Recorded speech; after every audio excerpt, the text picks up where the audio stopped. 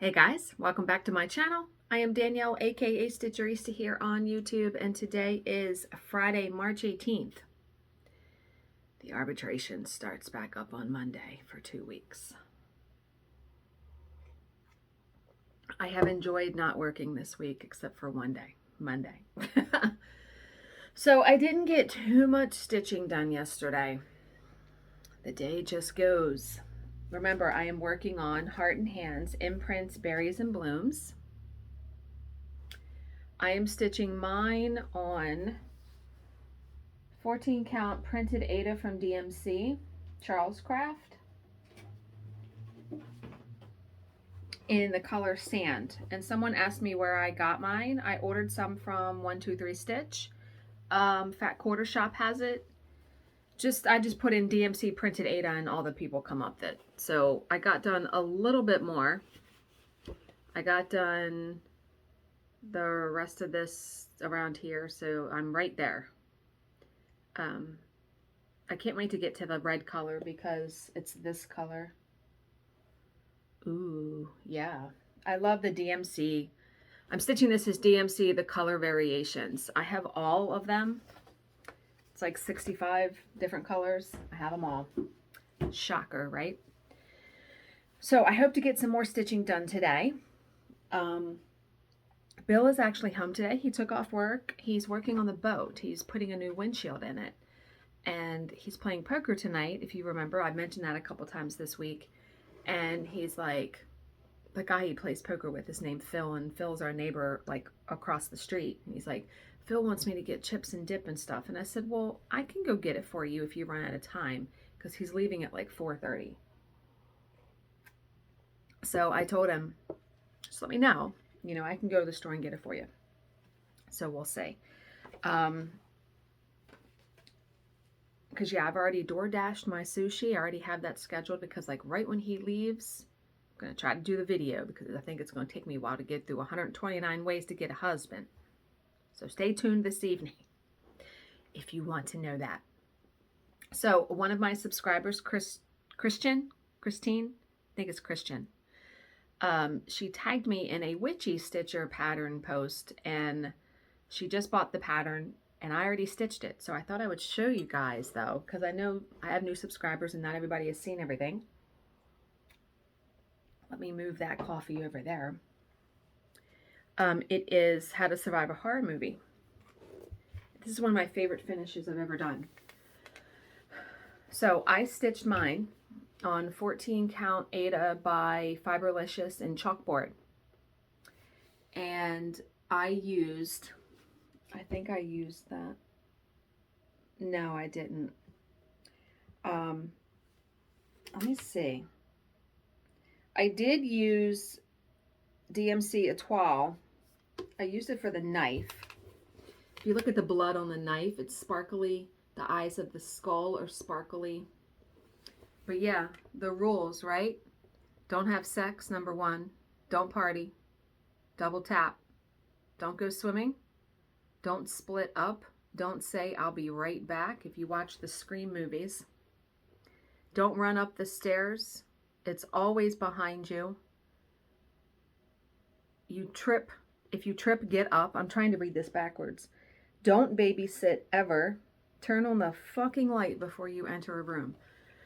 And then I framed this myself. So I bought this frame at Hobby Lobby and I did blood splatter on it. I think it turned out so good, and I can frame pretty well. I mean, let me go back here and show you. I love this piece. I actually need to take this to the retreat because we do like tadas. I'm going to start bringing my finished pieces like to show one a night. This definitely has to be one that I take. I absolutely loved working on this. I did this a couple years ago. But yeah, did the blood splatter on the frame, and I thought it turned out, it's hanging, I have that hanging in my bedroom. I thought it turned out really, really good. Okay, so purchases. Some stuff came in the mail yesterday. Yes, it did. So Modern Hoopla, if you've paid attention, I have my DMC bobbin holder that I bought from her. Her name is Kate. She made one for Sulky spools, and I bought one. So I just put some spools in there just to show you. But you can see like, and they go, she made it kind of deep, which is nice because you can't knock it over. Like, and you know, it would be hard to knock this over and spill them out. She also has one that will hold 14 spools. This one was $28. I don't need the one that holds 14 spools. This is a magnet though, and it is a very, very strong magnet. Let me show you. I mean, you can see I'm pulling pretty good on that. So it can hold needles, scissors, anything. But yeah, I will link her website down below. You can go ahead and order it if you want. I absolutely love it. It's very cool. Okay, and then remember I told you that I ordered some charts from the Nashville market from Abby of Top Knot Stitcher. And the coffee bird was shipping. Well, I opened the package and I'm like, why is this pattern in here? I'm like, I didn't order this. Well, she wrote me a note and says, hi, Danielle. I was watching your Flosstube while packing your order today, and I realized you got a different New York Dreamer coffee pattern than she sent me one that I didn't order because New York Dreamer came out with like 3 different ones. She said, I am including it here. Please keep the other one. Thank you so much for your kind words about my shop. Abby is a fantastic human being and she ships very quickly. And she was the one store, how I actually started shopping with her was I needed some skeins of Classic Colorworks black coffee. Couldn't find it anywhere. She had 6 of them. Sold. So the pattern that I did order and that she sent me was Coffee Gets Me Started, Jesus Keeps Me Going. Because are you serious right now? Yeah, love these. 78 by 73 and on 18 count. Perfect for the junk journal. But the pattern, and I cannot wait to stitch this. I have to do this one soon. Heart and Hand We Won. So Heart and Hand has a lot in this series. And when they came out with this one, I just about died. Look at that. Coffee pot, coffee mug. Gorgeous. I love all of these. They have a Valentine one, St. Patrick's Day, Christmas, autumn. They have a ton of them. So Abby, thank you so much for rectifying that, because what's funny is I ordered so many charts from her that I wouldn't have even known that I didn't get the right one. I didn't even realize it. Yeah. And then I got my last fabric order. Outstanding. I got my fabric from Hand Dyed Fabrics by Stephanie. All 18 count, all Aida. This is April Showers. She has some really, really gorgeous fabric. Brigid. Caramel Macchiato, which, you know me, I love neutrals now. Something in all in black. Like, I am going to stitch. I was looking through my patterns the other day when I picked this one out to stitch. And I came across an ink circles that's all in black. And I'm like, I gotta do that on like something bright and bold. This is a pretty fabric. Look at this one, Daybreak. Look how pretty that is. Melody. I think this is probably my favorite color fabric from her. I've stitched, I'm looking. I stitched something on this. I know I did. I know I did. It's really gorgeous. Look at the back of it. Purples, yellows, peaches, meadow, which is like a really pretty green. Sassenach, is that how you say that? Seaside. I mean, I'm set for fabric. Like, I have tons now. 18 count. Secret, which is like pink and gray. I mean, look at the back side. Yeah, you can't really tell, but it's like a light pink and gray. Stardust, which is a beautiful, beautiful color. Tintagel, I don't even know if that's how you say that.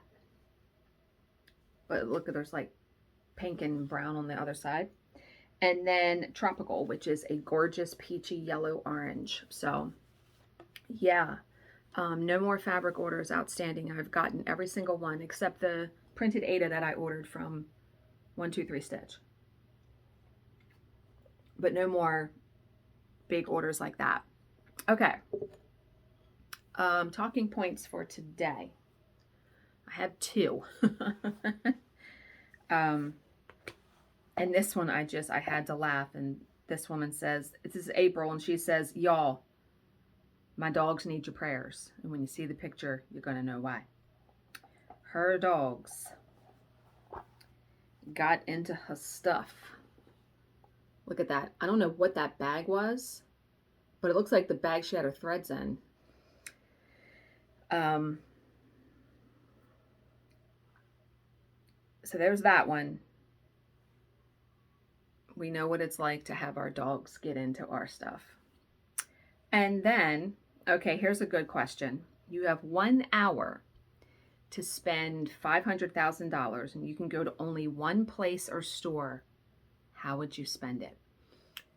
Right away. Now, this was posted in a book group, so this person was going to the bookstore. However, $500,000. I think I would go to 1-2-3 Stitch because they literally, out of any of the stores that I've come across in my stitching career, they have the most patterns, fabric, floss. You could spend $500,000 in there. You could buy a fucking lot. Yeah, that's where I would go. 1-2-3 Stitch. Where would you go? It doesn't have to be stitching. It can be anything. You know, books, quilting, all that kind of stuff. I mean, we could go crazy with some thread, right? Yeah. All right, OMG moments. I have 5. So this is by Danny, and this is her first ever framed piece. She made it for herself to hang in her own home. She's been stitching over 20 years and never made anything for herself. This is stunning. It's so gorgeous. The framing is perfect. Beautiful, beautiful roses. Isn't that stunning? It's so beautiful, and the framing is just perfect. I love that one so much.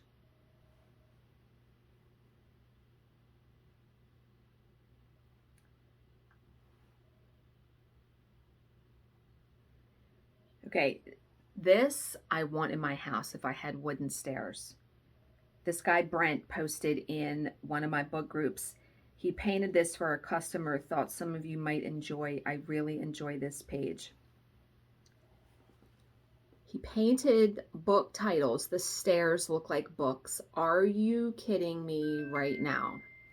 Please stop messaging me, people. God. Isn't that awesome, though? Let me see if I can make it bigger. Oh, yeah. Absolutely love it. Love, love, love. I'm going to pause for 1 second. Okay. I received a $10 donation to the channel from Tammy, so thank you so very much. And she suggested, she is doing the series that's like the woodland animals. I forget who is the designer is, but she is actually laminating the patterns, making a working copy and then laminating them. So that's a really cool idea. Okay. This is by Kaboon. I don't know if I said this name right. I don't know what pattern this is. I just absolutely loved this so much. It's so pretty. Look at that. The detail in the flowers. They look 3D. Love it.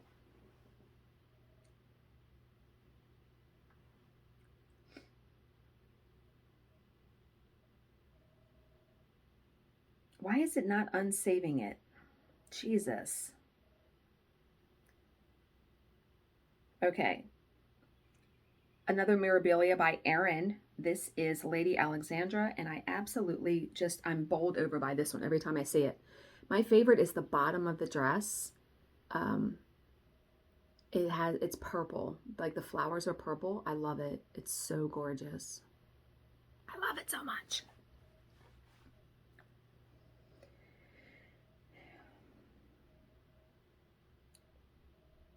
And one more. This I was blown away with. This is, I'm guessing it's a Heaven and Earth Designs. This is in the Full Coverage Fanatics group. This is posted by Jane, and it's called Not Your Alice from Thread Geeks. I'm going to try to make it bigger so we can really see it. It's stunning. Look at that. Oh my God. Perfect framing. This is actually made into a diamond painting. Diamond Art Club has charted this as a diamond painting also. It's beautiful as a stitching. I love it. Okay.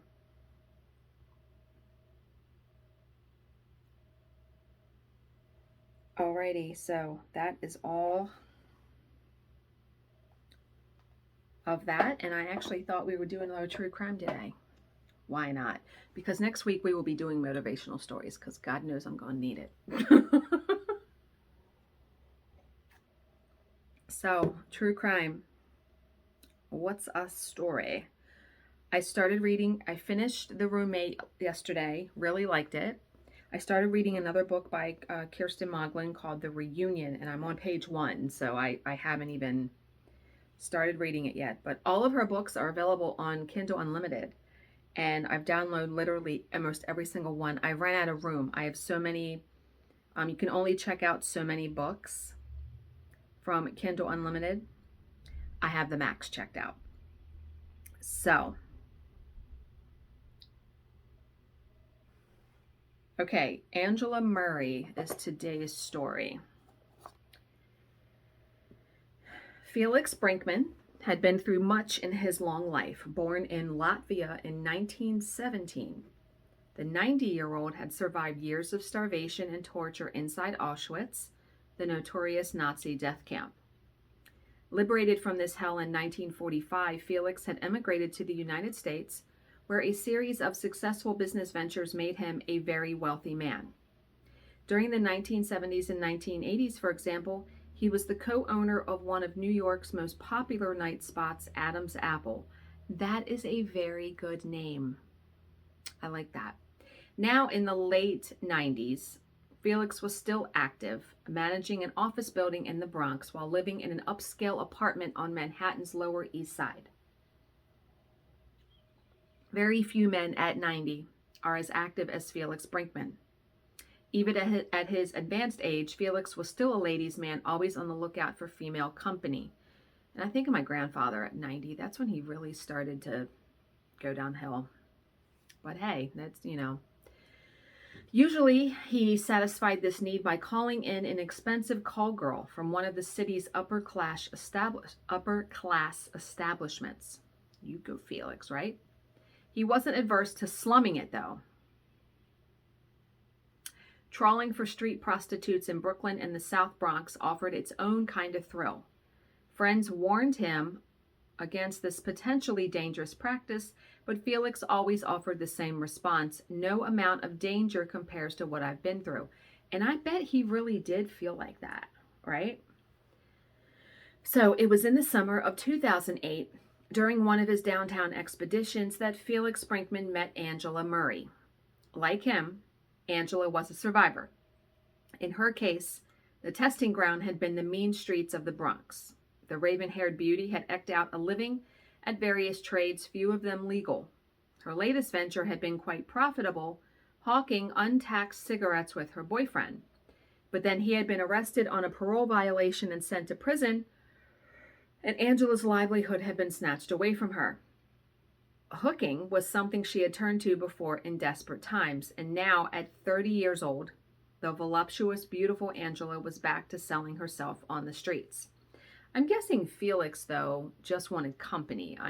But who knows? I don't know if they're going to describe that.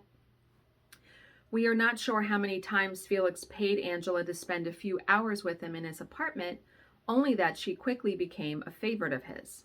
As for Angela, she appreciated the fact that Felix was a gentleman, that he didn't make kinky demands, and that his Manhattan residence was safe. Felix was also generous, but then again, he could afford it. One glance around his apartment told her that. It was decorated with lots of nice, expensive things. Angela, please tell me you're not going to hurt Felix. There was one item, though, that most attracted Angela's attention. It was a portable safe that sat on a table in Felix's bedroom. Eventually, Angela's curiosity got the better of her and she asked outright what was inside. And Felix's response was cryptic. What does a safe normally contain? Well, if you're Pam and Tommy from, the Hulu series, there's contained a sex tape that got leaked. Any number of things. We have a safe in our closet that has some guns in it and papers, important papers. Angela thought she knew the answer. So is Angela thinking money? She also became determined to liberate the contents of the vault, really. To her, the valuables it was likely to contain spelled freedom, away off the streets and out of the game. Now, before I go further in the story, don't you think if he really liked her, that if she was like, hey, could you help me get off the streets, he might have done that. And so Angela started plotting. Angela, no. First, she recruited some muscle in the form of brothers Elijah and Hasib Cutts. The Cutts brothers were low-life thugs, habitual criminals, and drug addicts, always looking for their next score. The way Angela explained the job to them, this looked like a midnight run.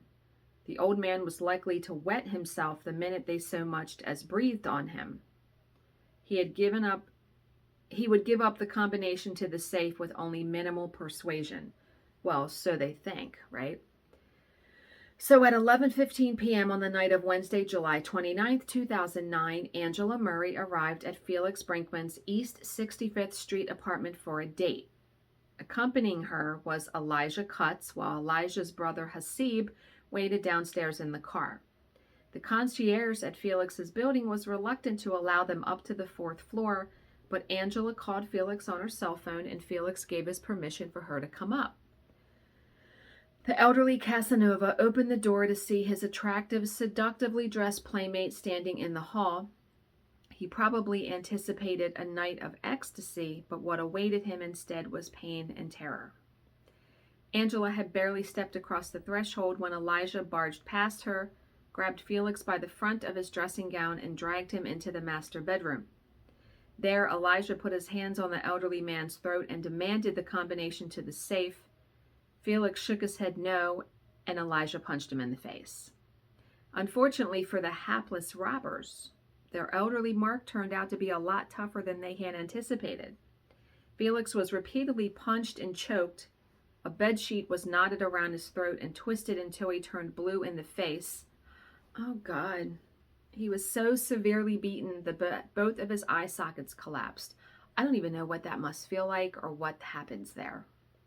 Still, he refused to tell his attackers what they wanted to know. Eventually, they gave up and started ransacking the apartment. And it was during that search that they discovered a second, smaller safe. So now there's 2. So now these criminal masterminds, right? These big fucking dummies were left with a problem. 2 safes, neither of which they could open. They would only be able to take one of the boxes with them, but which one? Relying on the logic of greed, they decided that it had to be the larger. Since it was too heavy to carry, they lifted it onto an office chair, which they wheeled down to the basement, and there they loaded the safe into the back of Felix's car and drove away with it. Really. For the rest of that night, until well beyond daybreak, the bungling criminals tried every means they could to force the safe open. Eventually, they succeeded and eagerly scooped out their ill-gotten gains. This would amount to a net value of precisely 0. The vault contained nothing but Felix Brinkman's old tax returns. Turns out that it was the other lockbox, the smaller one, the one they had left behind, that had contained all of the millionaire's cash and valuables. You big dummies, but boy, is that deserving, right? So at the age of 90, a person's health is a tenuous thing not to be taken for granted. Felix Brinkman's co-workers were well aware of this. When he failed to show up for work the next day and wasn't answering his phone, one of his colleagues went to check on him. It was here that they discovered the horrific crime scene. Felix was naked on the bed, his face blackened by the beating he had suffered. A bed sheet was tightly wound around his neck, and a pair of his underwear had been forced down his throat. Jesus. An autopsy would later reveal the full extent of the beating he had suffered. His jaw, cheekbones, and both of his eye sockets had been fractured. 4 of his ribs were broken, and he had suffered a brain hemorrhage. Wow, that had to be horribly painful for that man.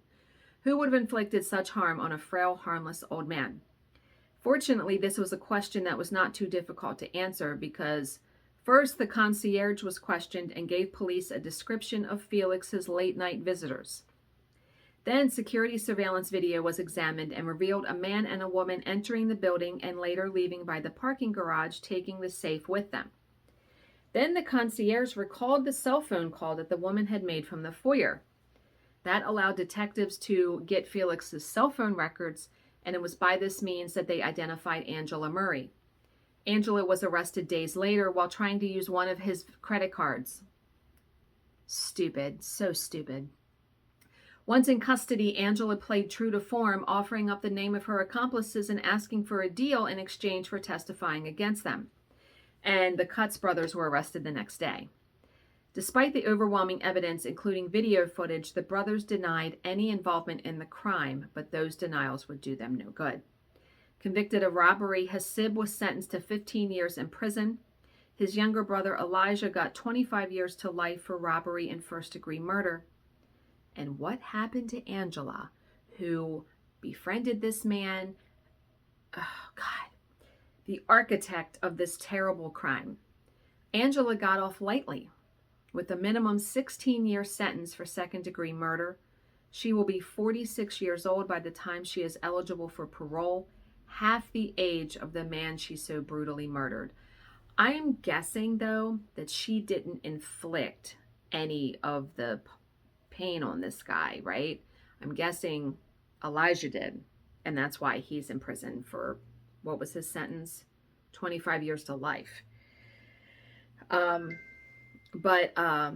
Wow, how awful. I mean, this guy trusted her, liked her, hired her many times. Like I said, if she would have said to him, hey, can you help me get off the streets? He probably would have.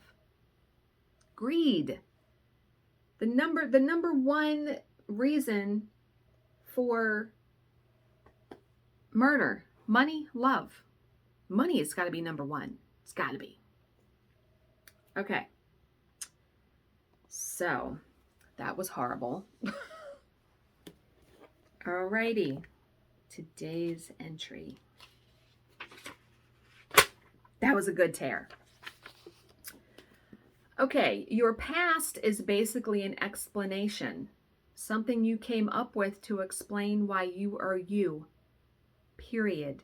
An excuse. This shit has just got to end. You know, I agree with that to a certain extent. I don't use my past as an excuse. Our past is why we are who we are, but we do have choices. You know, I've always said that no matter how awful like of a childhood you have or something, you have a choice as an adult how to behave. Yeah. So I hope you guys all have a great Friday. I will be back tomorrow. Oh no, I'll be back tonight. Like I said, tune in this evening for 129 Ways to Get a Husband from 1958. Should be good. I'll be drinking some wine, eating some sushi.